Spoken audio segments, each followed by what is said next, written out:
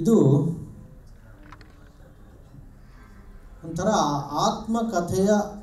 ಕಥೆಗಳ ಸುಗ್ಗಿಯ ಕಾಲ ಅಂತ ನಾನು ಭಾವಿಸಿದ್ದೀನಿ. ನಾನು ಮೊನ್ನೆ ಈಗ ಒಲಿಂಪಿಕ್ಸ್ ನಡೀತಿರೋದ್ರಿಂದ ನಾವು ಪತ್ರಕರ್ತರಾಗಿ ಅನೇಕರ ಬದುಕಿನ ಸೂಕ್ಷ್ಮಗಳನ್ನು ದಾಖಲಿಸ್ತಾ ಇರ್ತೀವಿ. ಹಾಗೆ ದಾಖಲಿಸಕ್ಕೆ ಹೊರಟಾಗ ಕೆಲವರ ಬದುಕಿನ ಕಥೆಗಳನ್ನು ಓದ್ತೀವಿ, ಹುಡುಕ್ತೀವಿ. ಒಂದು ಸಣ್ಣ ಕಥೆ ನಾನು ಹೇಳ್ತೀನಿ. ಈ 100 ಮೀಟರ್ಸ್ ಸ್ಪ್ರಿಂಟರ್ನಲ್ಲಿ ಮಹಿಳೆಯರ ಸ್ಪ್ರಿಂಟರ್ಸ್ನಲ್ಲಿ ಈ ಸಲ ಬೆಳ್ಳಿ ಪದಕ ಗೆದ್ದರು ಅಮೇರಿಕದ ಹುಡುಗಿ ಶಾ ಕೆರ್ರಿ ರಿಚರ್ಡ್ಸನ್ ಅಂತ. ಆಕೆ ಸಿಡ್ನಿನಲ್ಲಿ ಒಂದು ಉದ್ದೀಪನ ಮದ್ದು ತಗೊಂಡಿದ್ದಕ್ಕೆ ಸಿಕ್ಕಾಕೊಂಡಿದ್ರು. ಈ ಉದ್ದೀಪನ ಮದ್ದು ತಗೊಂಡಾಗ ಹಿಂದೆ 2 ದಶಕಗಳ ಹಿಂದೆ ಅವರು ತಮ್ಮ ಕ್ಷಮತೆನ ಎನ್ಹ್ಯಾನ್ಸ್ ಮಾಡ್ಕೊಳ್ಳೋಕ್ಕೋಸ್ಕರ ಉದ್ದೀಪನ ಮದ್ದನ್ನು ಸ್ವೀಕರಿಸ್ತಾ ಇದ್ರು. ಆದರೆ ಈಕೆ ಯಾಕೆ ಉದ್ದೀಪನ ಮದ್ದು ತಗೊಂಡಿದ್ರು ಅನ್ನೋದು ಒಂದು ಆತ್ಮಕಥೆಯ ಒಂದು ಒಳ್ಳೆಯ ಕಥೆ ಅಂತ ನನಗನ್ನಿಸ್ತು. ಆಕೆ ತನ್ನ ಬಯಾಲಜಿಕಲ್ ಮದರ್ನ ಕಳ್ಕೊಂಡಿರೋ ಒಂದು ಹಂತದಲ್ಲಿ ಒಂದು ಮುಖ್ಯವಾದ ಕ್ರೀಡಾಕೂಟಕ್ಕೆ ಅರ್ಹತೆ ಪಡಿಬೇಕಾದ್ರೆ ಆ ಒಂದು ಮನೋಕ್ಷೋಭೆಯಿಂದ ಹೊರಬರೋಕ್ಕೆ ಒಂದು ಔಷಧ ತಗೊಂಡಿರ್ತಾರೆ. ಆ ಕಾರಣಕ್ಕೆ ಅವರು ನಿಷೇಧಕ್ಕೆ ಒಳಗಾಗಿರ್ತಾರೆ. ಆಮೇಲೆ ಆಕೆ ಬದುಕಿನ ಪೂರ್ತಿ ಈ ತರಹದ್ದೇ ಒಂದು ಆಕೆ ಮನೋಕ್ಷೋಭೆಯಿಂದ ಆಚೆ ಬರೋದಕ್ಕೆ ಪಟ್ಟಂತಹ ಕಷ್ಟಗಳನ್ನು ಆಕೆಯ ಬದುಕಿನ ಕಥೆಯಾಗಬಹುದಾದ ಕಥೆಗಳನ್ನು ಹೇಳ್ತಾ ಹೋಗ್ತವೆ. ಇವತ್ತು ಆತ್ಮಕಥೆಗಳ ಸುಗ್ಗಿ ಅಂತ ನನಗೆ ಯಾಕೆ ಅನಿಸುತ್ತೆ ಅಂದರೆ, ನಾವಿವತ್ತು ಕೈಯಲ್ಲಿ ಮೊಬೈಲ್ ಹಿಡ್ಕೊಂಡು ಸ್ಕ್ರೋಲ್ ಮಾಡ್ತಾ ಇರ್ತೀವಿ, ಸೋಷಿಯಲ್ ಮೀಡಿಯಾಗಳು ನೋಡ್ತೀವಿ, ರೀಲ್ಸ್ ನೋಡ್ತೀವಿ, ಅದರ ಜೊತೆಗೆ ಸಾಹಿತ್ಯ ಕೃತಿಗಳನ್ನು ಓದ್ತೀವಿ, ಪಾಡ್ಕಾಸ್ಟ್ಗಳ ಮೂಲಕ ಕೇಳ್ತೀವಿ ಸಾಹಿತ್ಯ ಕೃತಿಗಳನ್ನು. ಈ ಎಲ್ಲದರಲ್ಲೂ ಒಂದು ಕಥೆಗಳು ನಮಗೆ ಅನಾವರಣಗೊಳ್ತಾ ಹೋಗ್ತವೆ. ಹಿಂದೆ ಆತ್ಮಕಥೆ ಬರೆಯೋರು ಒಂದಷ್ಟು ಮಾಗಬೇಕು, ಒಂದಷ್ಟು ಅನುಭವನ ತಮ್ಮದು ಹರಳುಗಟ್ಟಿಸ್ಕೊತಾ ಹೋಗಿ ಒಂದಿಷ್ಟು ಕಾಲ ಆದಮೇಲೆ ಬರೀಬೇಕು ಅನ್ನೋದೊಂದು ತಮಗೆ ತಾವೇ ಹಾಗೆ ಅಂದ್ಕೊಂಡಿದ್ರು ಏನೋ ಆ ರೀತಿಯ ಒಂದು ರೀತಿ ರಿವಾಜು ಇತ್ತು ಅಂತ ನಾನು ಭಾವಿಸ್ತೀನಿ. ಆದರೆ ಇವತ್ತು ಆ ತರಹದ ಒಂದು ಸಂಕೋಚ ಇಲ್ಲ. ಇವತ್ತು ಎಷ್ಟೋ ಯುವಕರು, ಮಹಿಳೆಯರು ನಿರ್ಭಿಡೆಯಿಂದ ತಮ್ಮ ಬದುಕಿನ ಒಬ್ಬ ಸಾಮಾನ್ಯನ ಅನುಭವ ಕೂಡ ಇವತ್ತು ಒಂದು ರಿಯಾಲಿಟಿ ಶೋನಲ್ಲಿ ಒಂದು ಆತ್ಮಕಥೆಯ ತುಣುಕಾಗಿ ನಮಗೆ ಕಾಣಿಸ್ತಾ ಇದೆ. ಮರಾಠಿನಲ್ಲಿ ತುಂಬ ಒಳ್ಳೊಳ್ಳೆ ಆತ್ಮಕಥೆಗಳು ಬರ್ತಾ ಇದ್ವು ಅಂತ ನಾವು ಮಾತಾಡ್ತಿದ್ವಿ. ಆದರೆ ಸಂಖ್ಯಾ ಸಮೃದ್ಧಿ ವಿಷಯದಲ್ಲಿ ಕನ್ನಡ ಕೂಡ ಈಗ ಚೆನ್ನಾಗೇ ಇದೆ. ಅದಕ್ಕೆ ಪುಷ್ಟಿ ಕೊಡುವ ಹಾಗೆ ಇವತ್ತು ನಮ್ಮ ನಡುವೆ 3 ಜನ ಇಲ್ಲಿ ಕೂತಿದ್ದಾರೆ. ಇಬ್ಬರು ಸ್ವತಃ ಆತ್ಮಕಥೆ ಬರೆದಿರೋರು. ಒಬ್ಬರು ಡಾಕ್ಟರ್ ವಿಜಯ ಅವರು, ಇನ್ನೊಬ್ಬರು ಮೊಗಳಿ ಗಣೇಶ್ ಅವರು. ಆ ಇಬ್ಬರ ಆತ್ಮಕಥೆಗಳು ಕೂಡ ಸಾಕಷ್ಟು ಚರ್ಚೆಗೆ ಒಳಗಾಗಿವೆ. ಮೊಗಳ್ಳಿಯವರ ನಾನೆಂಬುದು ಕಿಂಚಿತ್ತು, ವಿಜಯ ಅವರ ಕುದಿ ಹೆಸರು ಎರಡೂ ಕೂಡ ಸಾಕಷ್ಟು ಚರ್ಚೆಗೊಳಗಾಗಿವೆ. ಇನ್ನು ತೇಜಶ್ರೀ ಅವರು ಅನಂತಮೂರ್ತಿಯವರ ಆತ್ಮಕಥೆ ಸುರಗಿಯನ್ನು ನಿರೂಪಿಸಿದವರು. ಹೀಗಾಗಿ ಈ 3 ಅನನ್ಯತೆ ಮತ್ತು ವೈವಿಧ್ಯತೆ ದೃಷ್ಟಿಯಿಂದ ಮುಖ್ಯವಾಗಿ ಕಾಣ್ತಾರೆ. ನಾನು ಈಗ ಮೊದಲು ಪ್ರಶ್ನೆಯಾಗಿ ವಿಜಯ ಮೇಡಮ್ ಅವ್ರನ್ನ ಕೇಳ್ತೀನಿ. ನೀವು ಪತ್ರಕರ್ತೆಯಾಗಿದ್ದವರು, ಸಾಕಷ್ಟು ಜನರ ಆತ್ಮಕಥೆಗಳನ್ನು ಅವರನ್ನು ಸಂದರ್ಶನ ಮಾಡುವಾಗ ಹೆಕ್ಕಿರ್ತೀರ. ಆವಾಗ ನಿಮಗೆ ನೀವು ಒಂದು ದ್ವಂದ್ವದಲ್ಲಿರ್ತೀರ. ನಾನು ಒಬ್ಬ ಪತ್ರಕರ್ತನಾಗ ಆ ದ್ವಂದ್ವ ಇರುತ್ತೆ, ಏನು ಕೇಳ್ಬೋದು ಏನು ಕೇಳಬಾರದು ಅನ್ನೋದೊಂದು ದ್ವಂದ್ವ. ನೀವೇ ಒಂದು ಆತ್ಮಕಥೆ ಬರೆಯೋಕ್ಕೆ ಹೊರಟಾಗ ನೀವು ಅದನ್ನು ಹೇಗೆ ಡಿಫೈನ್ ಮಾಡಿದ್ರಿ? ಯಾವುದನ್ನು ಬರಿಬೇಕು ಬರಿಬಾರ್ದು ಅನ್ನೋ ಒಂದು ಮಟ್ಟದ ತೀರ್ಮಾನನ ಹೇಗೆ ತಗೊಳ್ಳೋಕ್ಕೆ ಸಾಧ್ಯ ಆಯಿತು? ನನಗೆ ಬರೆಯುವಾಗ ಇದನ್ನು ಬರೀಬಾರ್ದು ಅನ್ನುವ ಯಾವ ಇಕ್ಕಟ್ಟುಗಳು ಇರಲಿಲ್ಲ. ಭಾಳ ಮುಖ್ಯವಾಗಿ ಬರೀಬೇಕು ಅನಿಸಿದ್ದು ನನಗೊಂದು ಯಾವುದೋ ಒಂದು ತುಂಬ ಸಂಕಟದ ಅವಮಾನ ಅನಿಸುವಂಥ ಒಂದು ಸಂದರ್ಭ ಎದುರಾಯಿತು. ಇರೋ ಒಂದು ಗಳಿಗೆ ಆತ್ಮಹತ್ಯೆಯ ಯೋಚನೆ ಕೂಡ ನನಗೆ ಬಂದಿದ್ದುಂಟು. ಅಂಥ ಹೊತ್ತಿನಲ್ಲಿ ನನ್ನನ್ನು ಎಚ್ಚರಿಸಿದ್ದು ಗಾಂಧೀಜಿಯವರ ಆತ್ಮಕಥೆ. ನಿಟ್ಟೂರು ಶ್ರೀನಿವಾಸ ರಾಯರು ಆ ಪುಸ್ತಕ ನನಗೆ ಕೊಟ್ಬಿಟ್ಟು, ನೀನು ಇದನ್ನು ಗಮನದಲ್ಲಿಟ್ಕೋ, ಇದನ್ನು ಓದು, ಈ ಥರದ್ದು ಎಲ್ಲ ಸಂಕಟಗಳಿಗೂ ಪರಿಹಾರ ಸಿಗುತ್ತೆ ಅಂದರು. ಆ ಪುಸ್ತಕ ಓದಿದಾಗ ಗಾಂಧೀಜಿಯವರಿಗೆ ಆಫ್ರಿಕಾದಲ್ಲಿ ಆದಂಥ ತನ್ನದಲ್ಲದ ತಪ್ಪಿಗೆ ಅವರನ್ನು ಸಿಕ್ಕಾಕಿಸ್ತಾರೆ. ಅಂಥ ಒಂದು ಸಂದರ್ಭ ಅವ್ರು ಬರ್ಕೊಳ್ತಾರೆ. ಗಾಂಧೀಜಿಯವ್ರಿಗೆ ಹೀಗಾದಮೇಲೆ ನಾನು ಯಾವ ಮಹಾ ಅಂತ ನನಗನ್ನಿಸಿ ನಾನು ನನ್ನ ಆತ್ಮಕಥೆಯನ್ನು ಬರೆದೆ. ಅಲ್ಲಿ ಯಾವುದೇ ನಾನು ತಡೆ ಹಿಡಿದಿಲ್ಲ, ಯಾವ ಸುಳ್ಳನ್ನು ಹೇಳಿಲ್ಲ. ನನ್ನ ಬದುಕಿಗೆ ನಾನು ಒಂದು ಕನ್ನಡಿಯನ್ನು ಹಿಡಿದಿದ್ದೇನೆ. ನಾನೀಗ ಮೊಗಳ್ಳಿ ಅವರಿಗೆ ಇದೇ ಪ್ರಶ್ನೆನ ಒಂಚೂರು ಬೇರೆ ರೂಪದಲ್ಲಿ ಕೇಳ್ತೀನಿ. ನಿಮ್ಮದು ಕವಿ ಹೃದಯ, ಮೂಲತಃ ಕವಿ ಹೃದಯ. Thank you. ಒಬ್ಬ ಕವಿ ಬರೆಯೋ ಕಾವ್ಯದಲ್ಲಿ ತನ್ನ ಆತ್ಮಕಥೆಯ ಒಂದಿಷ್ಟು ಝಲಕಗಳು ಆಗಲೇ ಪ್ರಕಟವಾಗಿರ್ತವೆ, ಕವಿಯಾಗಲಿ ಕಥೆಗಾರ ಆಗಲಿ. ನೀವು ಆತ್ಮಕಥೆ ಬರೆದಾಗ ಕಾವ್ಯ, ಕಥೆ ಅಥವಾ ಕಾದಂಬರಿಯ ಪ್ರಕಾರಗಳಲ್ಲಿ ಇಲ್ಲದ್ದು ಏನನ್ನು ತರಲಿಕ್ಕೆ ಸಾಧ್ಯ ಆಯಿತು ಅಂತ ನಿಮ್ಗೆ ಅನಿಸುತ್ತೆ? ವಿಶೇಷವಾಗಿ ಬುಕ್ ಬ್ರಹ್ಮಕ್ಕೆ ನಾನು ಮೊದಲು ಗೌರವ ಸಲ್ಲಿಸ್ತೀನಿ. ನಿಮ್ಮ ಪ್ರಶ್ನೆಗೆ ಸ್ವಲ್ಪ ಆಚೀಚೆ ಮಾತಾಡ್ತೀನಿ. ಆತ್ಮಕಥೆ ಅನ್ನುವ ಪ್ರಕಾರಕ್ಕೆ ನಾನು ತೊಡಗಿಕೊಳ್ಳುವಾಗ ಭಾಗಶಃ ನೀವು ಹೇಳಿದಾಗೆ ನಾನು ಒಳ್ಳೆಯ ಕಥೆಗಾರ ಇರ್ಬೋದು, ಆದರೆ ನಾನು ಒಳ್ಳೆಯ ಆತ್ಮಕಥೆ ಬರಿತೀನಿ ಅನ್ನೋ ವಿಶ್ವಾಸ ನನಗಿರಲಿಲ್ಲ. ಆಗ ನಾನೇನು ಮಾಡಿದೆ, ನಾನು ಮೈಸೆಲ್ಫ್, ನನ್ನ ಆತ್ಮಕಥೆ ಅಂದರೆ ಏನು, ನನ್ನ ಆತ್ಮಕಥೆ ಅಂದರೆ ಏನು, ನನ್ನ ಆತ್ಮ ಅಂದರೆ ಯಾವುದು, ಅದು ನಂದಲ್ಲ. ಆತ್ಮ ಅನ್ನೋದು ನಂದಲ್ಲ, ನಾನು. ಆಮೇಲೆ ನನ್ನ ಆತ್ಮ ನನ್ನದಲ್ಲ ಅಂದಮೇಲೆ ಅದು ನನ್ನ ಕಥೆಯ ಹೆಂಗಾಗುತ್ತೆ ಅನ್ನೋ ಪ್ರಶ್ನೆಯೂ ನನಗೆ ಎದುರುಗೊಳ್ತು. ಆಮೇಲೆ ನಾನು ಅಂದರೆ ಮನುಷ್ಯ, ನನ್ನ ಆತ್ಮ ಅಂದರೆ ಮನುಷ್ಯ ಅಲ್ಲ. ಮನುಷ್ಯ ಅಂತ ಕರೆಯಕ್ಕೆ ಬರೋದಿಲ್ಲ ಆತ್ಮವನ್ನು. ನಾನು ಮನುಷ್ಯ, ನನ್ನ ಕತೆ, ನಾನು ಮನುಷ್ಯನ ಕತೆ ಬರೀಬೇಕು. ಆದರೆ ಮನುಷ್ಯ ಅಂದರೆ ನಾನೊಬ್ಬನೇ ಮನುಷ್ಯ ಅಲ್ಲ. ಇವೆಲ್ಲ ಸಮಸ್ಯೆಗಳು ನಾನು ಬರೆಯೋಕ್ಕೆ ಆರಂಭ ಆದಾಗ, ಆತ್ಮಕತೆ ಬರೆಯೋಕ್ಕೆ ಕೂತ್ಕೊಳ್ಳುವಾಗ ಈ ಯೋಚನೆಗಳು ಬಂದವು. ಆಗ ನನಗೆ ಒಂದು ಕ್ಷಣಕ್ಕೆ ನಾನು ಕೆಲವೊಮ್ಮೆ ಸೃಜನಶೀಲ ಕಾಯಕದಲ್ಲಿ ಕೆಲವು ಮೂಢನಂಬಿಕೆಗಳನ್ನು ನಾನು ನಂಬ್ತೀನಿ. ಅದೇನೆಂದರೆ, ನಾನು ಬರೆಯುವಾಗ ನಮ್ಮ ತಾಯಿನ ನೆನಪು ಮಾಡ್ಕೊಳ್ತೀನಿ. ನನ್ನ ಆತ್ಮಕಥೆಯನ್ನು ಅರ್ಪಿಸಿರೋದು ಕೂಡ ನನ್ನ ತಾಯಿಯ ಒಂದು ನಿಟ್ಟುಸಿರಿಗೆ ಅಂತ ಅರ್ಪಿಸ್ಕೊಂಡಿದ್ದೀನಿ.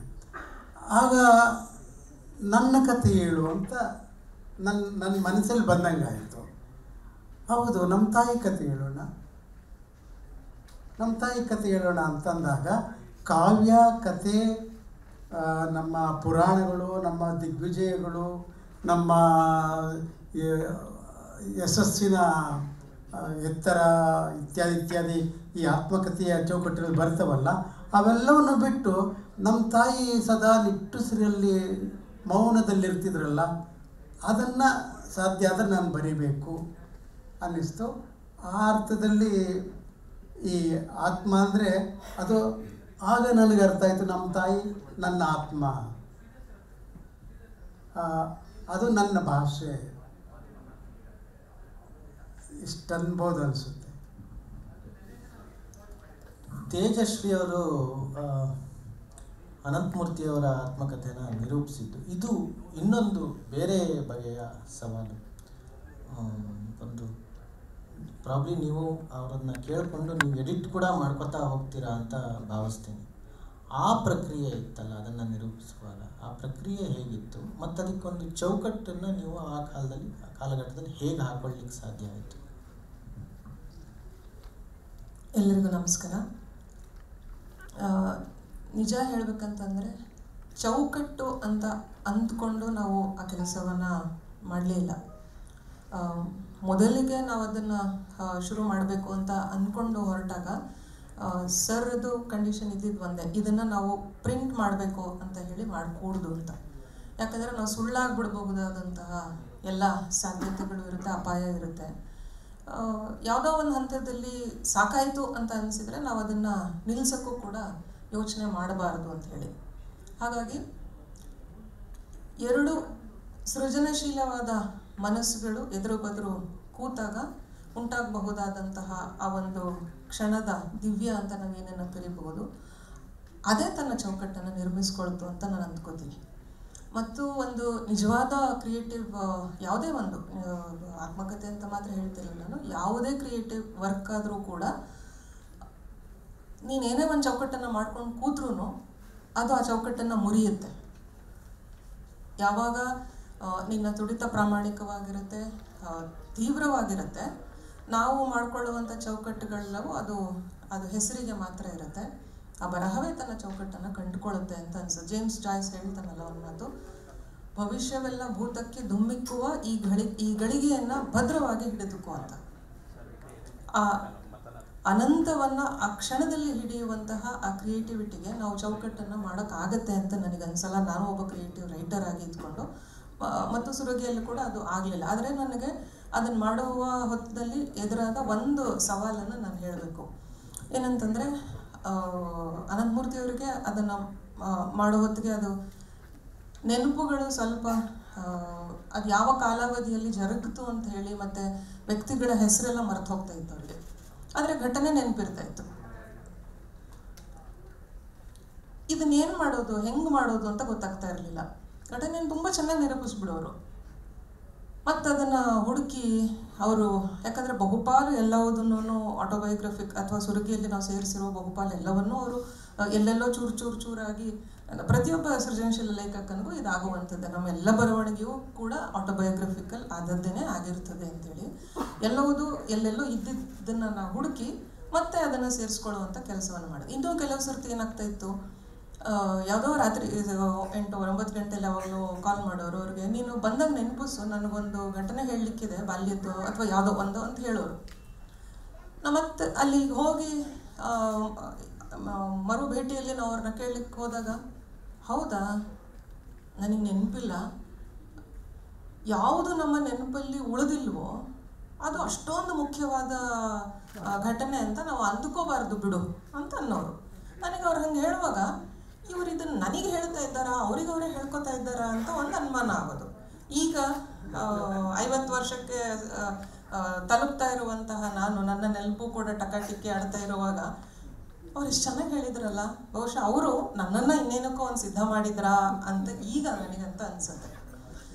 ಇನ್ನೂ ಒಂದೊಂದ್ಸರ್ತಿ ಏನಾಗ್ಬಿಡೋರು, ಅವರು ಒಂದ್ಸರ್ತಿ ಅವ್ರಿಗೆ ತುಂಬ ಹುಷಾರಿದ್ದಿಲ್ಲ. ಅವ್ರಿಗೆ ಆ ಟೈಮಲ್ಲಿ ಡಯಾಲಿಸಿಸ್ ನಡೀತಾ ಇತ್ತು. ಮಾತಾಡೋಕ್ಕೂ ಆಗ್ತಾ ಇರಲಿಲ್ಲ. ಅವ್ರು ತುಂಬ ಸುಸ್ತಾಗ್ಬಿಟ್ಟಿದ್ರು. ಒಂದ್ಸರ್ತಿ ಕಾಲ್ ಮಾಡಿದಾಗ ಇದು ಒಂದು ಏನೋ ಒಂದು ತಕ್ಷಣ ನೆನಪಾಯಿತು, ನಾನು ನೀನು ಹೇಳಬೇಕು ಅಂತಂದ್ರು. ನಾನು ಯಾಕೆ ಇಷ್ಟು ಸುಸ್ತು ಮಾಡ್ಕೋತಾ ಇದ್ದೀರಿ, ನಾಳೆ ಬೆಳಿಗ್ಗೆ ಸ್ವಲ್ಪ ಆರಾಮಾದ್ಮೇಲೆ ನೀವು ಕಾಲ್ ಮಾಡಿ ಅಂತ ಹೇಳಿ ಅಂದರೆ ಅವರು, ಇಲ್ಲ ನಾಳೆ ನಾನು ಇರ್ತೀನೋ ಇಲ್ವೋ ಗೊತ್ತಿಲ್ಲ, ಇವತ್ತು ಈ ಕ್ಷಣ ನಾನು ಒಬ್ಬರ ಕಿವಿ ಮೇಲೆ ಇದನ್ನು ಹಾಕದೆ ಅನ್ನುವ ನಿರಾಳತೆ ನನಗಿರಲಿ, ಕೇಳಿಸ್ಕೊ ಅಂತಂದ್ರು. ಅವ್ರು ಹೇಳಿದ್ದನ್ನು ನಾನು ನನ್ನ ಅನಾರೋಗ್ಯದ ಸಮಸ್ಯೆ ಒಳಗಡೆನೆ ಮುಳುಗಿ ಹೇಳ್ತಾ ಇದ್ದಿದ್ದರಿಂದ ಆ ಹೊತ್ತಿನಲ್ಲಿ ನಾವಿಬ್ಬರೂ ಪರಸ್ಪರ ಗುಣಮುಖರಾಗ್ತಾ ಇದ್ವಿ. ಆ ಹೊತ್ತಿನಲ್ಲಿ ಅದು ನನಗೂ ಒಂಥರದ ಹೀಲಿಂಗ್ ಆದ ಒಂದು ಪ್ರಾಸೆಸ್ ಆಗಿ ನನಗೆ ಅದು ಒದಗಿ ಬಂತು ಅಂತ ನನಗನ್ಸುತ್ತೆ. ಯಾವತ್ತೂ ಅವರು ಆ ಕ್ಷಣದಲ್ಲಿ ಹೇಳಿದ, ಆ ಕ್ಷಣದಲ್ಲಿ ನಾನು ಅದನ್ನು ಕೇಳಿ ಬರಹಕ್ಕೆ ಮಾಡಿದ ಒಂದು ಸದ್ಯೋಜಾತ ಪ್ರಜ್ಞೆ ಒಳಗಡೆ ಇಡೀ ಸುರಗಿ ತನ್ನನ್ನು ತಾನು ರೂಪಿಸ್ಕೊಳ್ತು ಅಂತ ನನಗನ್ಸುತ್ತೆ. ಮತ್ತು ನಿಜವಾದ ಸೃಜನಶೀಲವಾದ ಕೆಲಸ ಯಾವತ್ತೂ ಹೀಗೇನೇ ಆಗಬೇಕಾದ. ಯಾಕಂದರೆ ನಮ್ಮೆಲ್ಲರಿಗೂ ವಯಸ್ಸು ಕ್ರೊನಾಲಜಿಕಲ್ ಆಗಿ ಆಗುತ್ತೆ 1, 2, 3 ಅಂತ. ಆದರೆ ಅನುಭವಗಳಿಗೆ ಆ ಕ್ರೊನಾಲಜಿ ಅನ್ನೋದು ಇರೋದಿಲ್ಲ. ಮತ್ತು ಒಂದು ಅಬ್ಸಲ್ಯೂಟ್ ಅಂತ ಅನ್ನೋದನ್ನು ಅನುಭವವನ್ನು ನಾವು ಹಂಗೆ ಹೇಳೋಕ್ಕಾಗಲ್ಲ. ಇದು ಪರಿಪೂರ್ಣವಾದದ್ದು, ಓಕೆ ಇದರಿಂದ ನಾನು ಇದನ್ನು ತೊಗೊಂಡೆ. ಅದು ಅನಂತಮೂರ್ತಿಯವರಂತೂ ಅಷ್ಟು ದೊಡ್ಡ ಮೈಂಡಿನ ಜೊತೆಗೆ ನಾವು ಮಾತು ಆಡುವಾಗ ಅದರ ರೇಂಜೇ ಬೇರೆ ಇರ್ತದೆ. ನಾವು ಆ ಚೌಕಟ್ಟನ್ನು ನಾವು ಹಂಗೆ ಮಾಡ್ಲಿಕ್ಕೆ ಆಗಲ್ಲ ಅಂತ ಅನ್ಸುತ್ತೆ. ಮತ್ತು ಸುಡುಕಿನೂ ಹಂಗೆ ಅದ್ರ ಪಾಡಿಗೆ ಅದು ತನ್ನ ರೂಪನ್ನು ಚೌಕಟ್ಟನ್ನು ತಾನೇ ರೂಪಿಸ್ಕೊಳ್ತು.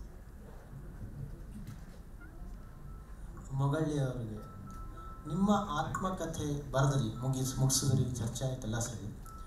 ಅದರ ಯಾವುದೋ ಒಂದು ಭಾಗ ನಿಮ್ಮನ್ನು ಹಾಂಟ್ ಮಾಡೋದಾದರೆ ಅದನ್ನು ಒಂದು ಭಾಗ, ನಿಮ್ಮ ಆತ್ಮಕಥೆಯ ಒಂದು ಹಾಂಟೆಡ್ ಭಾಗನ ಹಂಚ್ಕೋಬೋದಾ? ಒಟ್ಟು ಒಂದು ಸಂಸಾರವನ್ನು ನಿಭಾಯಿಸ್ತಿದ್ದಂಥವ್ರು, ಅವರು ಸಂತೆ ವ್ಯಾಪಾರ ಮಾಡೋರು. ದವಸ ಧಾನ್ಯ, ಕೋಳಿ ಮೊಟ್ಟೆ, ಕೋಳಿ, ಮೇಕೆ, ಈ ಎಲ್ಲ ಥರದ ವ್ಯಾಪಾರ ಮಾಡೋರು. ಬಂಡಿ ಕಟ್ಕೊಂಡು ಮತ್ತೆ ಮನೆಗೆ ಹೋಗೋರು, ವ್ಯವಸಾಯ ಮಾಡೋರು, ಇವರೆಲ್ಲ ಮಾಡೋರು. ಅಂದರೆ ಅಷ್ಟೊಂದು ಅಂತಃಕರಣದ ತಾಯಿಯವರು.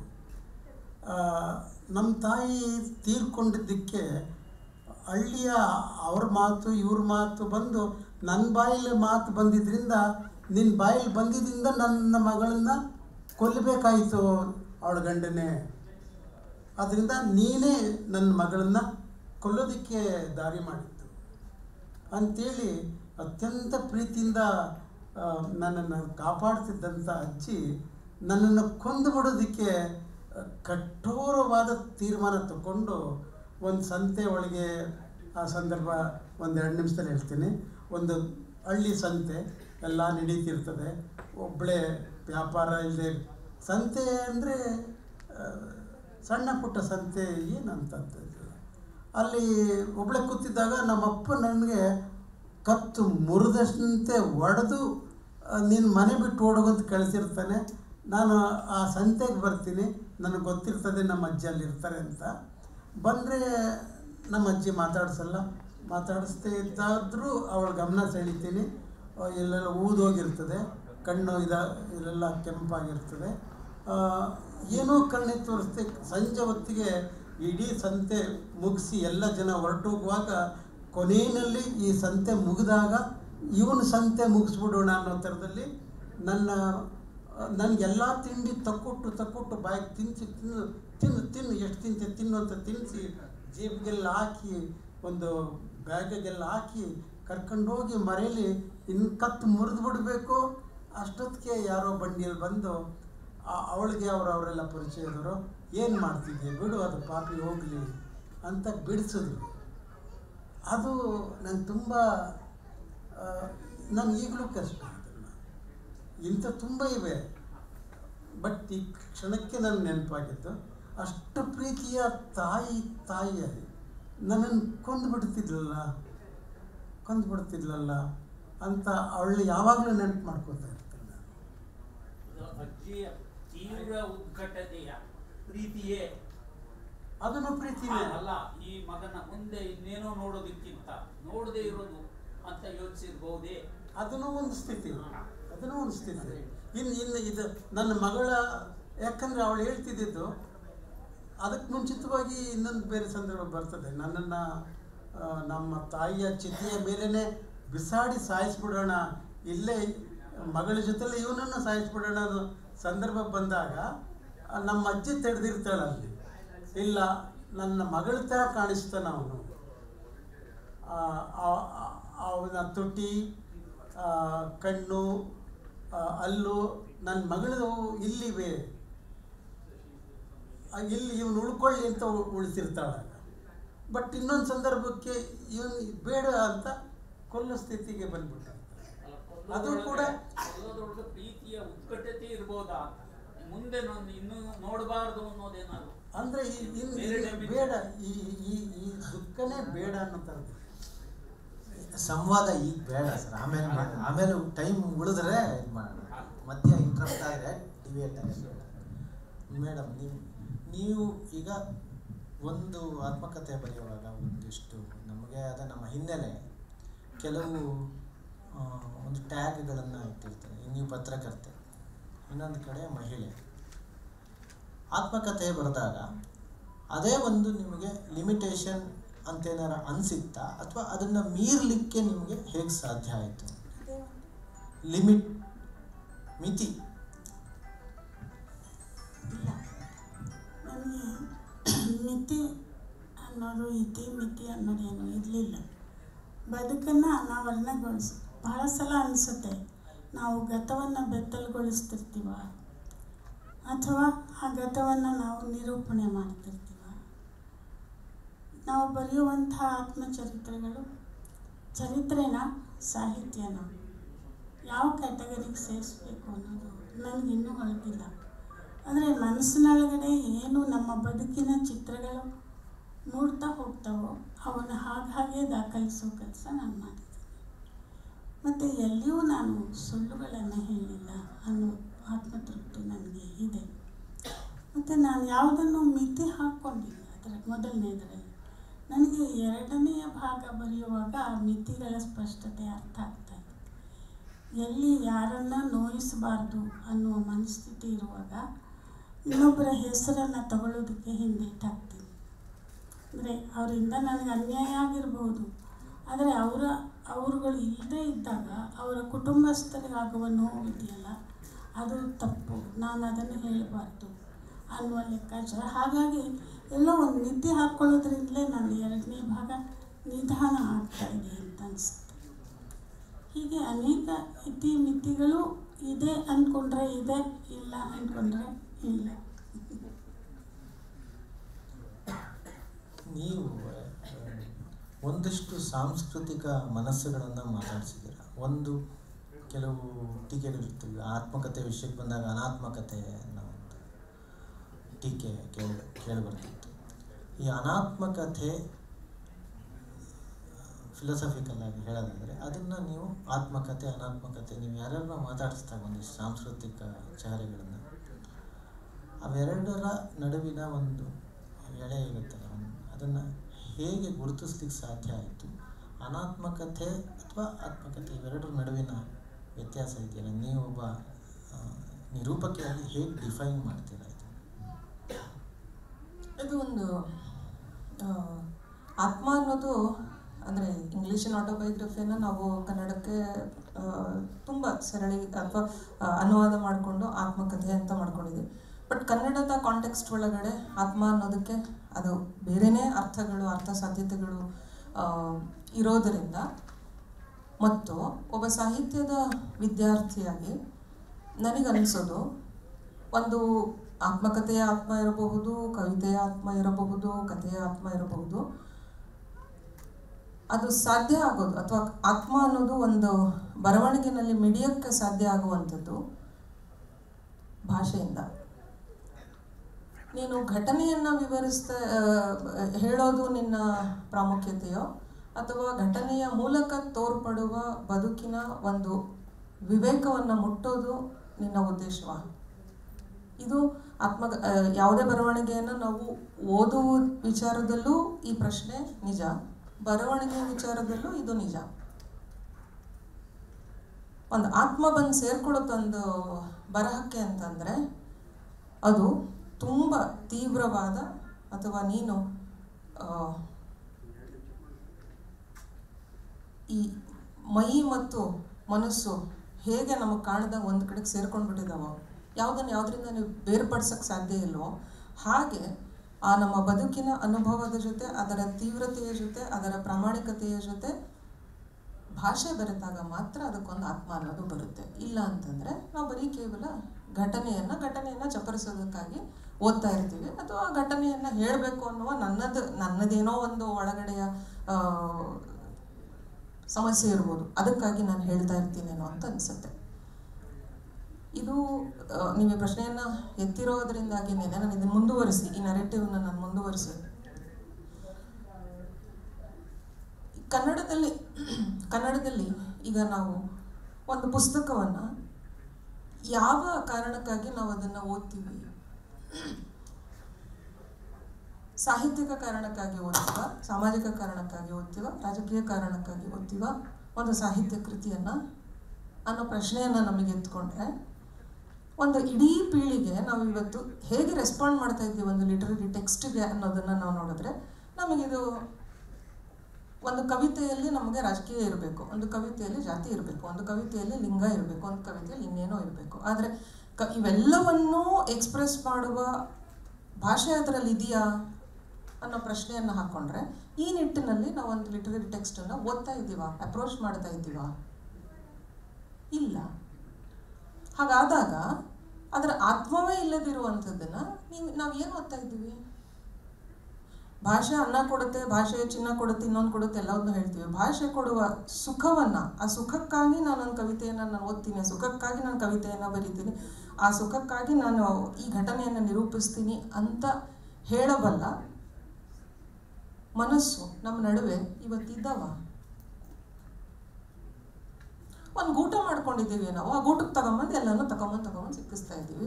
ನಮ್ಮ ಕವಿತೆ ಕೇಸರಿ ಶಾಲೆ ಹಾಕೋಬೇಕು, ಹಸಿರು ಶಾಲೆ ಹಾಕೋಬೇಕು, ನೀಲಿ ಶಾಲೆ ಹಾಕೋಬೇಕು, ಗಂಧ ಇಟ್ಕೋಬೇಕು, ನಾಮ ಇಟ್ಕೋಬೇಕು, ಎಲ್ಲವೂ ಮಾಡ್ತಾ ಇರಬೇಕು. ಅದು ಕವಿತೆ ಯಾಕೆ ಬರೀಬೇಕು ನಾವು?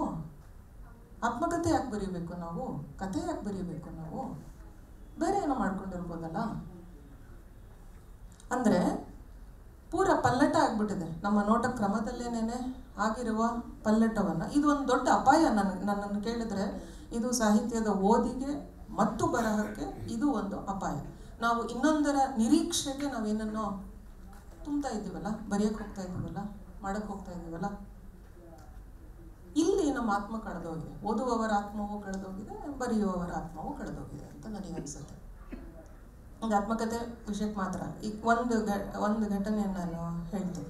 ಈಗ ಮೊನ್ನೆ ನಾನು ಬುಕ್ ಬ್ರಹ್ಮದೆ ಯಾವುದೋ ಒಂದು ಲೈವ್ ಯಾವುದೋ ಬರ್ತಾ ಇತ್ತು. ನೋಡೋದು ಬೇಡ ಅಂತ ಮುಂದೆ ಹೋದೆ, ಮತ್ತೆ ಅದು ತಂತಂದು ಅದು ಮುಂದಕ್ಕೆ ಆಗ್ತದೆ. ಏನೋ ಘನವಾದೇನೋ ಇರಬೇಕಂತೇಳಿ ಸುಮ್ಮನೆ ನೋಡ್ಲಿಕ್ಕೆ ಶುರು ಮಾಡಿದೆ ನಾನು ಅದನ್ನ. ಯಾರೋ ಒಬ್ಬರು ಕನ್ನಡದ ವಿಮರ್ಶಕಿ ಒಬ್ಬರು ಮಾತಾಡ್ತಾ ಇದ್ರು. ಏನೋ ಸೆಮಿನಾರ್ ಅದು. ಅವ್ರು ಹೇಳ್ತಾ ಇದ್ರು, ನಮ್ಮಲ್ಲಿ ಕನ್ನಡದಲ್ಲಿ ಮುಸಲ್ಮಾನ ಆತ್ಮಕಥೆಗಳು ಎಷ್ಟು ಪ್ರಮಾಣದಲ್ಲಿ ಬರಬೇಕಿತ್ತು ಅಷ್ಟು ಪ್ರಮಾಣದಲ್ಲಿ ಬಂದಿಲ್ಲ. ಇದು ಯಾಕೆ ಅಂತ ನಾವು ಪ್ರಶ್ನೆ ಮಾಡಬೇಕು ಅಂತ. ನಮಗೀಗ ಪ್ರಮಾಣ ಬೇಕು. ಮುಸಲ್ಮಾನ ಆತ್ಮಕಥೆ ಬೇಕು, ದಲಿತ ಆತ್ಮಕಥೆ ಬೇಕು, ಬ್ರಾಹ್ಮಣ ಆತ್ಮಕಥೆ ಬೇಕು, ಗೌಡ್ರ ಆತ್ಮಕಥೆ ಬೇಕು, ಇನ್ನೇನೇನೇನೋ ಬೇಕು ನಮಗೆ. ರಾಮ ತರೀಕೆರೆಯವರ ಕುಲುಮೆಯನ್ನು ನಾನು ಮುಸಲ್ಮಾನ ಆತ್ಮಕಥೆ ಅಂತ ಓದಿದ್ರೆ ಆಗುವಂಥ ಅಪಾಯ ಏನು? ಒಂದು ಇಡೀ ಪೀಳಿಗೆ ನಾನು ಹೇಳ್ತಾ ಇರೋದು, ನಾನು ಒಬ್ಳದಲ್ಲ. ಏನಕ್ಕೆ ಓದ್ತೀವಿ ನಾವು? ಮುಸಲ್ಮಾನ ಆತ್ಮಕಥೆಗಾಗಿ ಓದ್ತೀವ ನಾವು? ಇನ್ನೂ ಎಷ್ಟು ಬೇಕಪ್ಪ ನಮಗೆ? ದೇಶ ವಿಭಜನೆಯ ಕಾಲದಿಂದ ನಾವು ನೋಡ್ತಾ ಬಂದಿದ್ದೀವಲ್ಲ, ಏನು ಮಾಡಿದ್ದೀವಿ ನಾವು? ಇನ್ನೂ ಎಷ್ಟು ಆತ್ಮಕಥೆ ಬೇಕು ಮುಸಲ್ಮಾನರು ನಿಮಗೆ? ಇದರಿಂದ ಯಾರಿಗೆ ಲಾಸು? ಮುಸಲ್ಮಾನ ಮೊಗಳಿ ಗಣೇಶ್ ಅವರು ಕವಿತೆ ಬರೆದಿದ್ದು ನನಗೆ ಗೊತ್ತಿಲ್ಲ, ಆದರೆ ಅವರ ಆತ್ಮಕಥೆಯ ಕೆಲವು ಭಾಗಗಳು ಇಟ್ಸ್ ಶಿಯರ್ ಪೊಯಿಟ್ರಿ. ಎಲ್ಲಿಂದ ಅಪ್ಪ ಈ ಮನುಷ್ಯ ಈ ಭಾಷೆ ಸೃಷ್ಟಿ ಮಾಡ್ತಾ ಇದ್ದಾನೆ? ಹೆಂಗೆ ಇದು ನಾವು ಬಹಳ ಸರಳೀಕೃತ ಮಾಡಿ ದಲಿತ ಆತ್ಮಕಥೆ ಅಂತ ಹೇಳಿಬಿಟ್ರೆ ಏನಾಯ್ತು? ಭಾಷೆ ಏನಾಯ್ತು? ಎಲ್ಲಿಗೆ ಹೋಯ್ತಂಗಾದ್ರೆ ಭಾಷೆ? ಇದರ ಈ ತಾಕಲಾಟಗಳ ಒಳಗೆ ಬಹುಶಃ ನಾವು ಘಟನೆಯನ್ನು ನಾವು ಮಾತ್ರ ಹೇಳೋದೇ ನನ್ನ ಉದ್ದೇಶ ಅಂತ ಆದರೆ, ಘಟನೆಯನ್ನು ಓದೋದೇ ನನ್ನ ಉದ್ದೇಶ ಅನ್ನೋದಾದರೆ, ಬರೀ ಒಂದು ಸೆನ್ಸೇಷನಲ್ ಆದದ್ದಕ್ಕೆ ಮಾತ್ರ ನಾವೊಂದು ಕೃತಿಯನ್ನು ಓದ್ತಾ ಇದ್ದೀವಾ ಅಥವಾ ನೆಚ್ತಾ ಇದ್ದೀವಾ ಅನ್ನೋ ಪ್ರಶ್ನೆನೂ ಬರುತ್ತೆ. ಇದ್ರ ಒಳಗಡೆನೇ ಎಲ್ಲೋ ಆತ್ಮ ಕಳೆದು ಹೋಗಿದೆ ಅಂತ ಅನ್ಸುತ್ತೆ ನನಗೆ. ನಾನು ಮೊಗಳ್ಳಿಯವರನ್ನ ಕೇಳ್ತೀನಿ. ನಾವೀಗ ಆತ್ಮಕಥೆಗಳು ಕಥೆ ಅಂತ ಇಟ್ಕೊಳ್ಳೋದಾದ್ರೆ ಒಂದು ಸೋಷಿಯಲ್ ಪಾಲಿಟಿಕ್ಸ್ನ ನೋಡ್ತೀವಿ.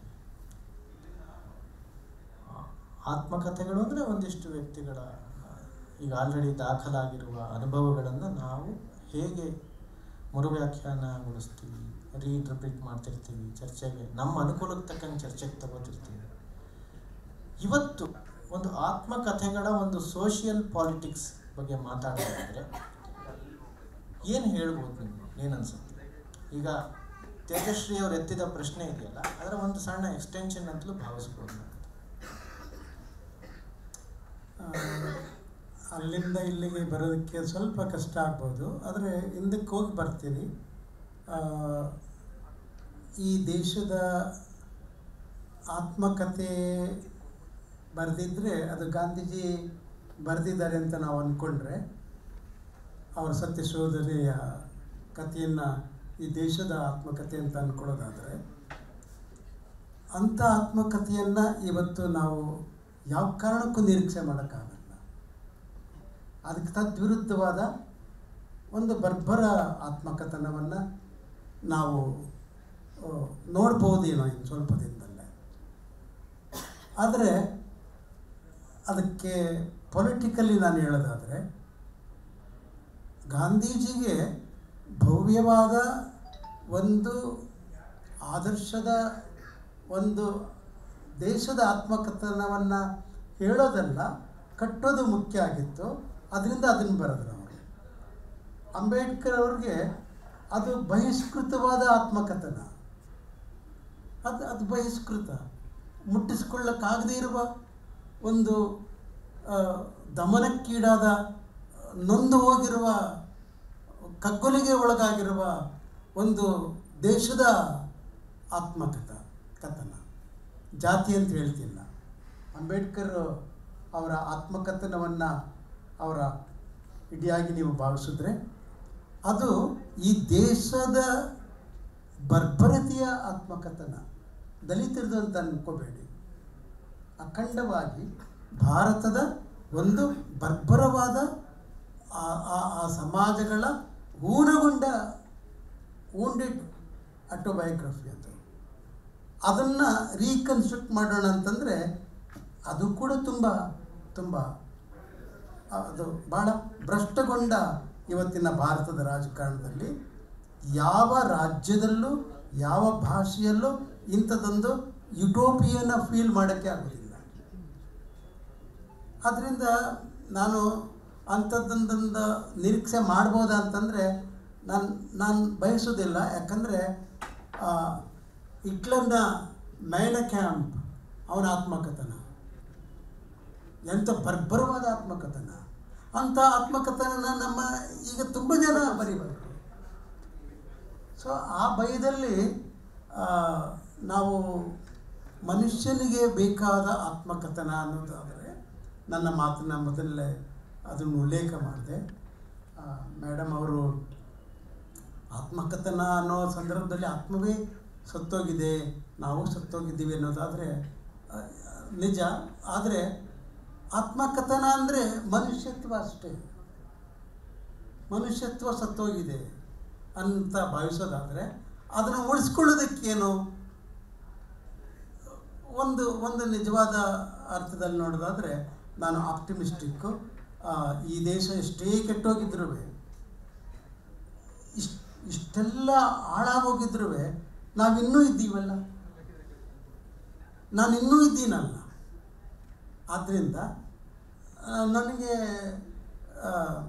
ಮೈನ ಕ್ಯಾಂಪನಂಥ 10 ಅವತಾರಗಳನ್ನು ಈ ದೇಶದಲ್ಲಿ ಎತ್ತಿ ಬಂದರೂ ಕೂಡ ಒಬ್ಬ ಕಲ್ಕಿ, ಕುವೆಂಪು ಮೂಲಕ ಒಬ್ಬ ಕಲ್ಕಿ ಹೇಗೆ ಕಾವ್ಯದಲ್ಲಿ ಉದಯ ಆಗ್ತಾನೋ ಹಾಗೆ ನಮ್ಮಂಥವರು ಅದನ್ನು ಉಳಿಸ್ಕೊಳ್ಳೋದಕ್ಕೆ ಇರ್ತೀವಿ ಅಂತ ಹೇಳ್ತಾ ಈ ನಿಮ್ಮ ಪ್ರಶ್ನೆಗೆ ನಾನು ನೆಗೆಟಿವ್ ಆಗಿ ಮಾತನಾಡಲಾರೆ. ಗಾಂಧೀಜಿಯ ಒಂದು ಆತ್ಮಕಥನ, ಅಂಬೇಡ್ಕರ್ ಅವರ ಆತ್ಮಕಥನ ಮತ್ತು ಹಿಟ್ಲರ್ನಂಥವರ ಆತ್ಮಕಥನ, ನಮ್ಮಲ್ಲಿ ತುಂಬ ಜನ ಹಿಟ್ಲರ್ಗಳಿದ್ದಾರೆ. ನಿಮ್ಮ ಮಾತಿನಲ್ಲಿ ಆ ಧ್ವನಿ ತುಂಬ ಸ್ವಚ್ಛವಾಗಿ ಬಂತು. ಆದರೆ ಅದನ್ನು ಮೀರೋದಕ್ಕೆ ಇದೇ ಕಾಲವೂ ಕೂಡ ಬೇಕಾದ ಎಲ್ಲ ಒತ್ತಾಸೆಗಳನ್ನು ಕೊಡ್ತದೆ ಅಂತ ನಾನು ಅನ್ಕೋತೀನಿ. ಮೇಡಮ್ಗೆ, ವಿಜಯ ಮೇಡಮ್ಗೆ, ನೀವು ಸಿನಿಮಾ ಪತ್ರಕರ್ತೆ ಕೂಡ ಆಗಿದ್ರಿ. ಆ ದೃಷ್ಟಿನಲ್ಲಿ ಇದನ್ನು ಇನ್ನೂ ಒಂದು ವ್ಯಾಲ್ಯೂ ಆ್ಯಡ್ ಮಾಡಿ ಇದೇ ಪ್ರಶ್ನೆನ ಮುಂದುವರಿಸ್ತೀನಿ ನಾನು. ಬಯೋಪಿಕ್ಗಳ ಬಗ್ಗೆ ನಾವು ಮಾತಾಡೋದಾದರೆ ಅಲ್ಲೂ ಒಂದು ಪಾಲಿಟಿಕ್ಸ್ನ ನೋಡ್ತೀವಿ. ಬಯೋಪಿಕ್ಗಳು ಯಾವ ಕಾಲಘಟ್ಟದಲ್ಲಿ ಬರ್ತವೆ, ಯಾಕೆ ಬರ್ತವೆ, ಇಲೆಕ್ಷನ್ ಟೈಮ್ಗೆ ಏನೇನೋ ಮಾಡ್ತಾರೆ, ಆಮೇಲೆ ಯಾವುದೋ ವ್ಯಕ್ತಿತ್ವನ ನಂಬಿಸೋಕ್ಕೆ, ಒಂದಿಷ್ಟು ಮಾಸ್ಗೆ ನಂಬಿಸೋಕ್ಕೆ ಬಯೋಪಿಕ್ಗಳನ್ನ ಮಾಡ್ತಾರೆ. ನೀವು ಸುಮಾರು ಬಯೋಪಿಕ್ಗಳನ್ನ ನೋಡಿರ್ತೀರ ಅಂತ ನಾನು ಭಾವಿಸ್ತೀನಿ.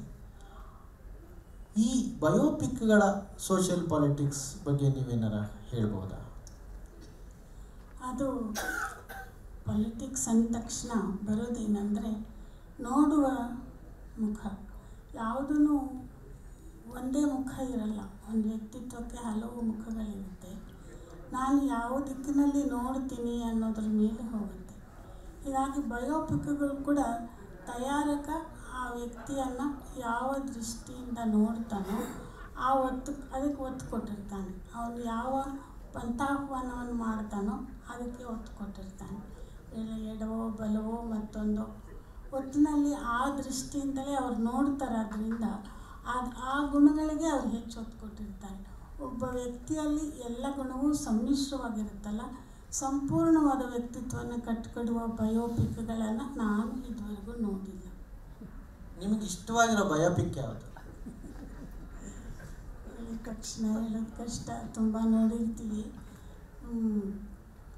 ನೆನಪಾಗ್ತಿಲ್ಲ, ಕಷ್ಟ ಹೇಳೋದು. ತೇಜಸ್ವಿ ಅವರು ಇದೇ ಪ್ರಶ್ನೆಗೆ ನಿಮ್ಗೆ ಇಷ್ಟವಾದ ಬಯೋಪಿಕ್ಕು ಯಾವುದು ಅಂತ ಹೇಳ್ಬೋದಾ ಅಂತ? ಒಂದೆರಡು ಹೇಳಿ. ಯಾಕೆ MS ಧೋನಿ ಅದು ತುಂಬ ಇನ್ಸ್ಪೈರಿಂಗ್ ಆದ ಒಂದು ಕಥೆ. ತನ್ನನ್ನೇ ತಾನು ವಿಮರ್ಶೆಗೆ ಒಡ್ಡಿಕೊಳ್ಳುತ್ತಾ ಬೆಳೆದ ಒಬ್ಬ ಹುಡುಗನ ಕಥೆ ಇದೆಯಲ್ಲ, ಅದು ಆ ಪ್ರೇಮ ಇರ್ಬೋದು, ಮತ್ತೆ ತನ್ನನ್ನು ತಾನು ಕಟ್ಕೊಳ್ಳೋದಿರ್ಬೋದು ಸೋತಾಗ. ಮೇರಿ ಕೋಮು, ಸೈನಾ, ಆಮೇಲೆ ಸಾಂಡ್ಕಿಯಾಂಕ್, ಸದ್ಯಕ್ಕೆ ಇಷ್ಟು ನೆನಪಾಗ್ತಾ ಇರೋದು. Very inspiring stories. ಅಂದರೆ ನನಗೆ ನಾನು ಇದು ಶಕುಂತಲಾ ದೇವಿ, ನನಗೆ ನಾನು ಕುಗ್ತಾ ಇದ್ದೀನಿ ಎಲ್ಲೋ ಅಂತ ಅನ್ನಿಸುವಾಗ, ಇಲ್ಲ ನೀನು ಇನ್ನೇನೋ ಮಾಡಬಲ್ಲೆ ಅಂತ ಒಂದು ವಿಶ್ವಾಸವನ್ನು ಹುಟ್ಟಿಸಬಲ್ಲಂತಹ ತುಂಬ ಇನ್ಸ್ಪೈರಿಂಗ್ ಕಥೆಗಳಿವು. ಸರ್, ಈಗ ನಾವು ಓದಲೇಬೇಕಾದಂಥ ಆತ್ಮಕಥೆಗಳು ಅಂತ ಯಾರಾದರೂ ಕೇಳಿದ್ರೆ ನೀವು ಯಾವ್ಯಾವುದನ್ನು ಹೆಸರಿಸ್ಬೋದು?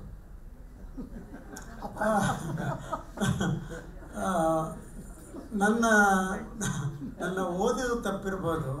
ನಾನು ತುಂಬ ಓದಿದ್ದೀನಿ, ಆದರೆ ಯಾವ ನನಗೆ ಅಷ್ಟಾಗಿ ಇಷ್ಟ ಆಗಿಲ್ಲ. ತುಂಬ ನನ್ನ ಬಾಸ್ ಅನಂತಮೂರ್ತಿಯವರು, ಲಂಕೇಶ್ ಅವರು, ಅವನ್ನೇ ನಾನು ಇಷ್ಟಪಟ್ಟಿಲ್ಲ. ಕುವೆಂಪು ಅವ್ರದ್ದೇ ನಾನು ಇಷ್ಟಪಟ್ಟಿಲ್ಲ. ಆದರೆ ಅಣ್ಣನ ನೆನಪನ್ನು ನಾನು ಎಂಜಾಯ್ ಮಾಡಿದ್ದೀನಿ. ನಾನು ಹೆಚ್ಚು ಅಂದರೆ ಆತ್ಮಕಥೆಗಳ ವಿಚಾರದಲ್ಲಿ ನಂಗೆ ತುಂಬ ತಕರಾರಿರೋದ್ರಿಂದ ನಾನು ಅದ್ರ ಬಗ್ಗೆ ಹೆಚ್ಚು ಮಾತಾಡೋಕ್ಕೆ ಇಷ್ಟಪಡಲ್ಲ. ಇದೇ ಪ್ರಶ್ನೆ ಮೇಡಮ್ ನಿಮಗೂ. ನಾನು ತುಂಬ ಇಷ್ಟಪಡೋದು ಇತ್ತೀಚೆಗೆ ಬರ್ತಾ ಇರುವ ಟ್ರಾನ್ಸ್ಜೆಂಡರ್ಸ್ ಬರೀತಾ ಇದ್ದಾರಲ್ಲ, ಅದು ನನಗೆ ಹೊಸ ಲೋಕವನ್ನು ತೋರಿಸ್ತಾ ಇದೆ. ಮತ್ತು ತಳ ಸಮುದಾಯದವರ ಕಥೆಗಳು ಕೂಡ. ಈಗ ನಾನು ಮೊಗಲಿಯವರ ಆತ್ಮಕಥೆ ಓದಿಲ್ಲ, ಆದರೆ ಅವರು ಈಗ ಹೇಳಿದ ಕೆಲವು ಉದಾಹರಣೆಗಳ ಮೂಲಕ ನನಗೆ ಪುಸ್ತಕವನ್ನು ಓದಬೇಕು ಅನ್ನುವ ಕುತೂಹಲ ಹುಟ್ಟಿದೆ. ಹೀಗೆ ಅನೇಕ ತಳ ಸಮುದಾಯದವರು ಮತ್ತು ಅಲ್ಪಸಂಖ್ಯಾತರು ಬರೆಯುವ ಕಥೆಗಳು ಯಾಕೆ ಇಷ್ಟ ಆಗ್ತವೆ ಅಂದರೆ ಅದು ನನಗೆ ಗೊತ್ತಿಲ್ಲದ ಒಂದು ಪ್ರಪಂಚವನ್ನು ತೋರಿಸ್ತಾ ಇರುತ್ತೆ, ನನಗೆ ಗೊತ್ತಿಲ್ಲದ ಕ್ರೌರ್ಯವನ್ನು ತೋರಿಸ್ತಾ ಇರುತ್ತೆ. ಹೀಗಾಗಿ ನನಗೆ ಆ ಕಥೆಗಳಲ್ಲಿರುವಷ್ಟು ಆಸಕ್ತಿ ಈ ಶಿಷ್ಟರು ಬರೆದಿರುವಂಥದ್ರಲ್ಲಿ ನನ್ನನ್ನು ಒಳಗೊಂಡಂತೆ ಅಂಥ ಆಸಕ್ತಿ ಇಲ್ಲ. ನಿಮಗೂ ಅದೇ ಪ್ರಶ್ನೆ? ಅಪಾಯದ ಪ್ರಶ್ನೆ, ಆದರೂ ಅಪಾಯ ಮೈ ಮೇಲೆ ಹೇಳ್ಕೊಳಕ್ಕೆ ಇಷ್ಟ ನನಗೆ ಸ್ವಲ್ಪ. ಕೆಲವಾರಿವೆ, ತುಂಬ ಅಲ್ಲದೆ ಇದ್ರು ಕೆಲವಾರಿವೆ. ತುಂಬ ಹೆವಿ ಅಂತ ಅನಿಸಿದ್ರು ಕೂಡ ಒಬ್ಬ ಸಾಹಿತ್ಯದ ವಿದ್ಯಾರ್ಥಿಯಾಗಿ ಒಂದು ಆ ಕಾಲದ ಮನಸ್ಸು, ಅಂದರೆ ಆತ್ಮಕಥೆಗಳ ಮಾದರಿಗಳು ಅಂತ ತುಂಬ ಇಲ್ಲದೆ ಇರುವಂಥ ಹೊತ್ತಿನಲ್ಲಿ ಬಂದ ಕುವೆಂಪು ಅವರ ನೆನಪಿನ ದೋಣಿಯಲ್ಲಿ ತುಂಬ ಬೇರೆ ಬೇರೆ ಕುವೆಂಪುಗಳನ್ನು ಅದರಲ್ಲಿ ನೋಡ್ಲಿಕ್ಕೆ ಸಾಧ್ಯ. ಹಂಗೆ ಓದಕ್ಕೆ ಅಂದರೆ ರೋಚಕವಾಗಿ ಹಿಂಗೆ ಓದಬಹುದಾ ಅಂದರೆ ಬಹುಶಃ ಓದ್ಲಿಕ್ಕೆ ಆಗಲ್ಲ ಅದು. ಆದರೆ ಒಂದು ಅಧ್ಯಯನಶೀಲವಾಗಿ ನಾವು ನೋಡಬೇಕು ಈ ಸಾಹಿತ್ಯವನ್ನು, ಬದುಕನ್ನು ಅಂತ ಅನ್ನೋದಾದರೆ ಒಂದು ಆತ್ಮಕಥೆ ಮಾದರಿ ಏನು ಅಂದರೆ ಅದು ಬಹುಶಃ ಕುವೆಂಪು ಅವ್ರದ್ದು. ನನಗೆ ನಾನು ರಿವಿಸಿಟ್ ಮಾಡುವಂಥ ಬೇರೆ ಬೇರೆ ಕಾರಣಗಳಿಗಾಗಿ ಒಂದು ಆತ್ಮಕಥೆ ಅಂದರೆ A.N. ಮೂರ್ತಿರಾವ್ ಅವ್ರದ್ದು ಸಂಜೆಗಣ್ಣಿನ ಹಿನ್ನೋಟ ಅಂತ. ಅದೆಷ್ಟು ಚೆನ್ನಾಗಿ ತನ್ನನ್ನು ಗೆಲಿ ಮಾಡುವಂಥ ಒಂದು ಅಹಂಕಾರವನ್ನು, ಮನುಷ್ಯನ ಅಹಂಕಾರ ಅನ್ನೋದು ಹೆಂಗೆ ಪುಟದ ಬರ್ತಾ ಇರುತ್ತೆ ಮತ್ತು ಅದನ್ನು ಹೇಗೆ ಅದನ್ನು ತಗ್ಗಿಸೋದು ಅಂತ ಅನ್ನೋ ಪಾಠಗಳನ್ನು ಮೂರ್ತಿರಾವ್ ಅವರ ಪುಸ್ತಕದಿಂದ ತುಂಬ ಕಲಿತಿದ್ದೀನಿ. A.M. ಮದರಿ ಅವ್ರದ್ದು ಗೊಂದಲಿಗೆ ಅಂತ, ಇಲ್ಲಿ ಇರೋ ತುಂಬ ಜನ ಕೇಳೇ ಇಲ್ದಲೇ ಇರಬಹುದು. ಗೊಂದಲಿಗ ಸಮುದಾಯದ ಒಂದು ರೆಪ್ರೆಸೆಂಟೇಷನ್ ಅನ್ನುವ ಕಥೆ ಅಲ್ಲ, ಒಟ್ಟು ಇಡೀ ಸಮುದಾಯನೇ ಮಾತಾಡ್ಲಿಕ್ಕೆ ಶುರು ಮಾಡ್ಬಿಡುತ್ತೆ ಆ ಪುಸ್ತಕದಲ್ಲಿ. ತುಂಬ ಅಸ್ಪಷ್ಟವಾದ ಘಟನೆಗಳು ಅಂತ ಕಾಣ್ಬೋದಲ್ಲಿ ಕೆಲವು. ಆದರೆ ಒಟ್ಟೊಂದು ಕಮ್ಯುನಿಟಿನೇ ಒಬ್ಬ ವ್ಯಕ್ತಿಯ ಮೂಲಕ ಹಾಗೆ ಎದ್ದು ಬಂದ್ಬಿಡೋದಿದೆಯಲ್ಲ, ದಟ್ ಇಸ್ ಸಮಥಿಂಗ್ ರಿಮಾರ್ಕಬಲ್ ಅಂತ ಅನಿಸಿತ್ತು. ಅದೇ ಥರದ್ದು ಇನ್ನೊಂದು ಕಥನ ಅಂದರೆ ಕುಪ್ಪೆ ನಾಗರಾಜ್ ಅವ್ರದ್ದು ಅಲೆಮಾರಿಯ ಅಂತರಂಗ. ಶೈಲಜಾ ನಾಗರಘಟ್ಟ ಅವರ ಕಿಚ್ಚಿಲ್ಲದ ಬೇಗೆ, ಅದು ಅಷ್ಟೇ. ಈಗ ನೋಡಿದ್ರೆ ಇದೇನೋ ಇನ್ಕನ್ಸಿಸ್ಟೆಂಟ್ ಆಗಿದೆಯಲ್ಲ, ಇದೇನೋ ಹಾರಿಸ್ಕೊಂಡು ಹೇಳ್ಬಿಡ್ರಲ್ಲ, ಏನೋ ಇಷ್ಟೆಲ್ಲ ನೀವು ಚಿಕ್ಕದು ಒಂದು ವಾಲ್ಯೂಮ್ ಅದು ಮಾಡಿ ಆ ಒಂದು ಕಡೆಯ ವಾಕ್ಯ ಆ ಕೃತಿಯದ್ದು, ಜಾತಿಯ ಮಾಯಾ ಬಂಧನದಲ್ಲಿ ಸಿಲುಕಿರುವ ಈ ಸಮಾಜ ನನ್ನನ್ನು ಕುಲಗೆಟ್ಟವಳು ಅಂತ ಅನ್ನಬಹುದು. ಎನ್ ಕೆ ಹನುಮಂತಯ್ಯನ ಮದುವೆಯಾಗಿ ಅವರದ್ದು ಒಂದು ಕಥೆ, ನನ್ನನ್ನು ಕುಲಗೆಟ್ಟವಳು ಅಂತ ಅನ್ನಬಹುದು. ಆದರೆ ಕುಲಗೆಡುವುದರಲ್ಲಿ ವ್ಯಕ್ತಿತ್ವ ವಿಕಾಸ ಇದೆ, ಸ್ವಾತಂತ್ರ್ಯ ಇದೆ ಅಂತ ನಾನು ನಂಬಿದ್ದೇನೆ.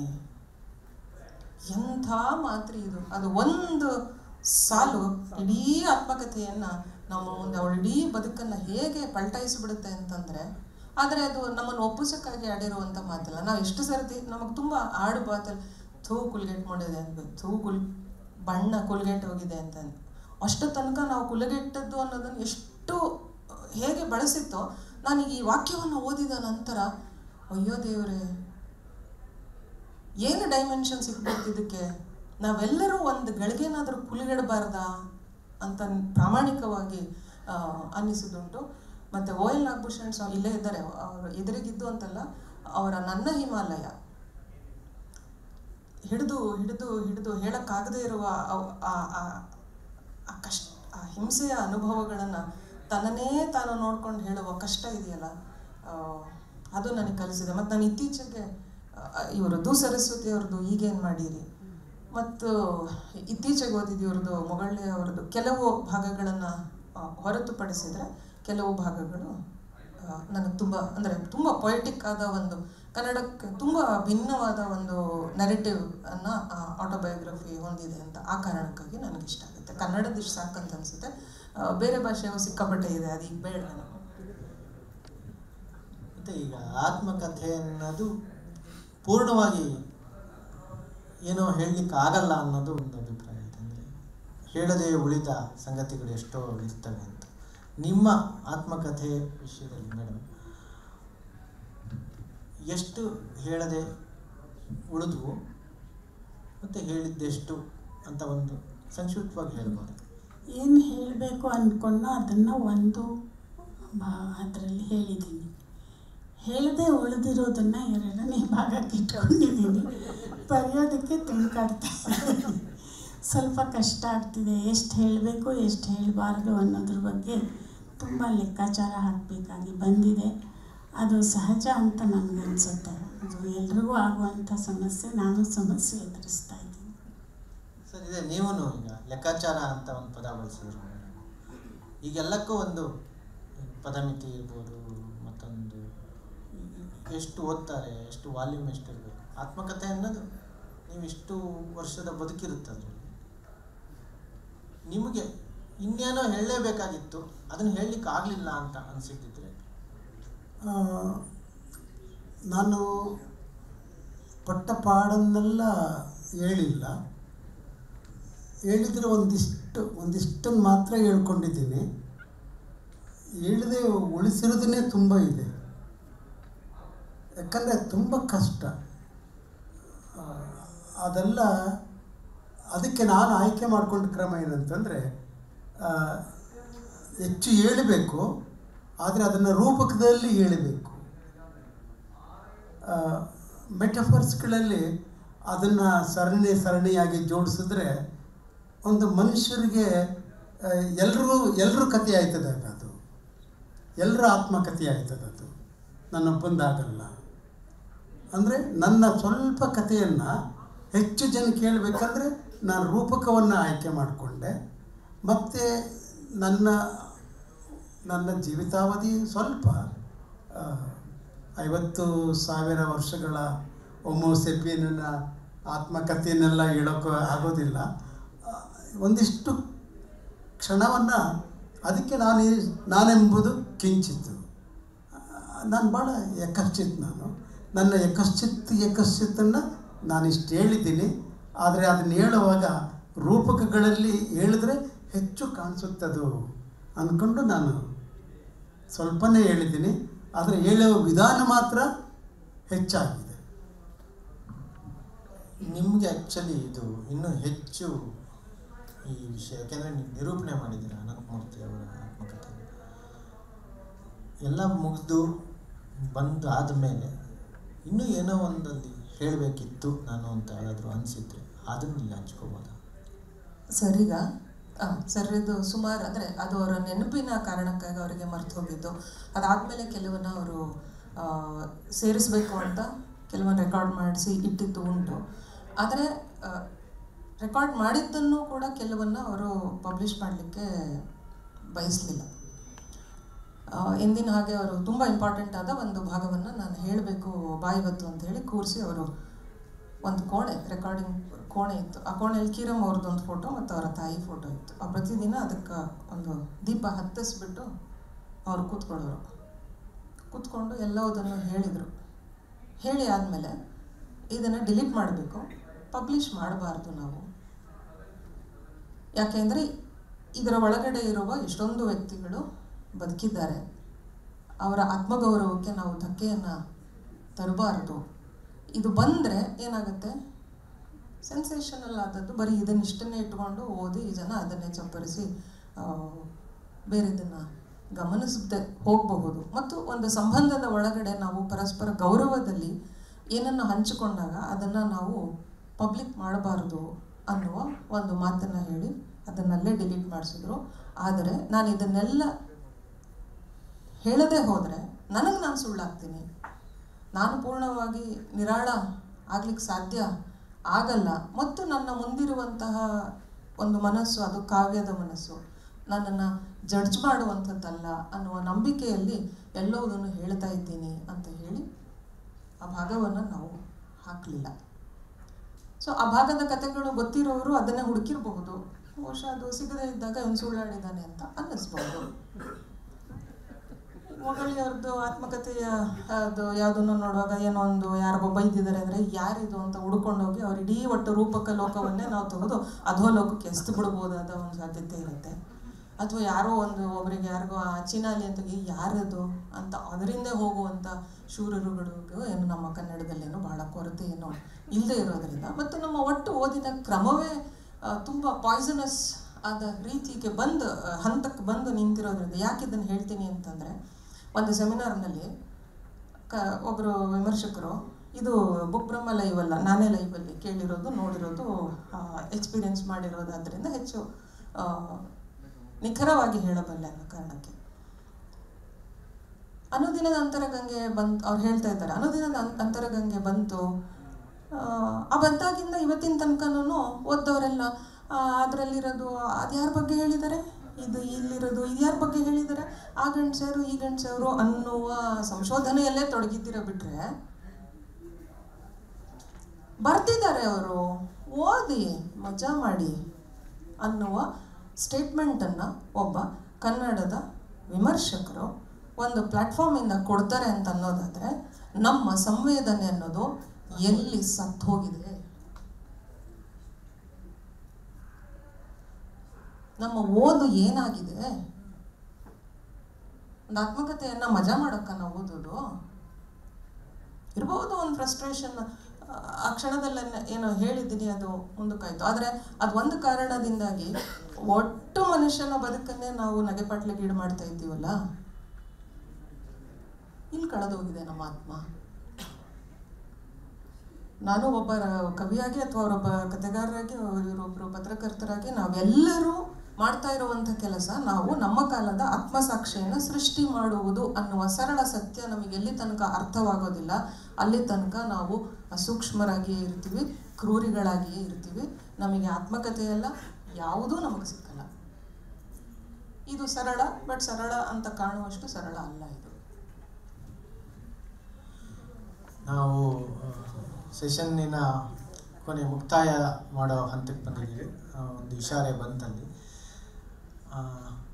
ಆತ್ಮಕಥೆಗಳ ಕತೆ ಇಲ್ಲಿವರೆಗೂ ತಾವೆಲ್ಲ ಕೇಳಿಸ್ಕೊಂಡಿದ್ದೀರ.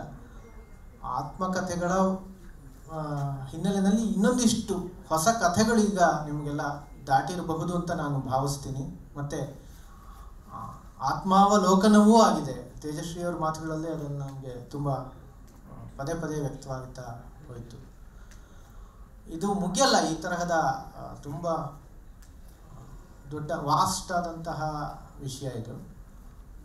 ಸಮಯದ ಚೌಕಟ್ಟಿನ ಕಾರಣಕ್ಕೆ ಇದನ್ನು ನಾವು ಇಲ್ಲಿಗೆ ಮುಗಿಸ್ಬೇಕಾಗಿ ಬಂದಿದೆ. ಇಲ್ಲಿವರೆಗೂ ಒಂದು ಅರ್ಥಪೂರ್ಣವಾದ ಗೋಷ್ಠಿ ಆಗಿದೆ ಅಂತ ನಾನು ಭಾವಿಸ್ತೀನಿ. ಅದಕ್ಕೆ ಅನುವು ಮಾಡಿಕೊಟ್ಟಂತಹ ವಿಜಯ ಮೇಡಮು, ಮೊಗಳಿ ಗಣೇಶ್ ಸರು ಮತ್ತು ತೇಜಶ್ರೀ ಅವರಿಗೆ ನಾನು ಧನ್ಯವಾದ ಹೇಳ್ತೀನಿ. ಒಂದು ನಿಮಿಷ.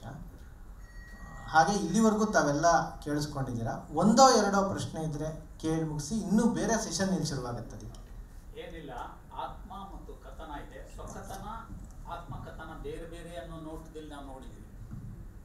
ಮೊಗಳಿಯವ್ರಿಗೂ ಅದನ್ನು ಬಹುತೇಕ ಭಾಳ ಸ್ಪಷ್ಟವಾಗಿ ಅವರ ಎಕ್ಸ್ಪ್ರೆಷನಲ್ಲಿ ಕೂಡ ಆಗೈತು. ನನ್ನ ಕಥೆನ ಆತ್ಮಕಥೆನ ಅಂತ ಬೇರೆ ಬೇರೆ ನೋಟದಲ್ಲಿ ನೋಡ್ತು.